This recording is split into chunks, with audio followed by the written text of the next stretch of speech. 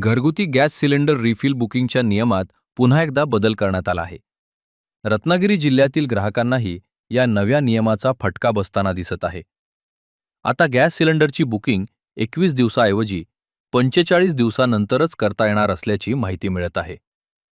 आंतरराष्ट्रीय परिस्थिती आणि इराण-अमेरिका तणावाच्या पार्श्वभूमीवर गॅसचा तुटवडा निर्माण होऊ नये यासाठी केंद्र सरकारनं हा निर्णय घेतल्याचं सांगितले जात आहे.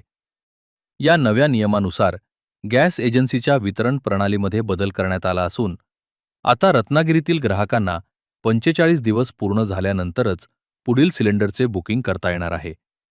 मात्र या निर्णयामुळे रत्नागिरीतील सामान्य ग्राहक आणि गृहिणींमध्ये नाराजीचे वातावरण दिसून येत आहे.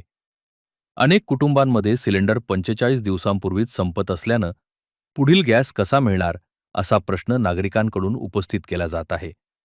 दरम्यान हा नियम पुन्हा बदलून ग्राहकांना दिलासा द्यावा अशी मागणी रत्नागिरीतील नागरिकांकडून करण्यात येत आहे. घरगुती सिलेंडर मिळत नाहीत, कमर्शियल सिलेंडर मिळत नाही. माझा चपातीचा बिझनेस आहे. आज माझ्यावर बरेचसे हॉटेल्सवाले व्यावसायिक अवलंबून आहेत. त्यांना चपाती सुद्धा देणं माझ्यामुळे त्यांच्या हॉटेल पण बनवायची वेळ आली. हॉटेलला तर मिळत नाहीच आहेत, पण माझ्या इथं जे काय गिऱ्हाईक होती, सिलेंडर इथं नाही मिळालं तर माझ्या एकट्यामुळे सगळे हॉटेल बंद व्हायची वेळ आली.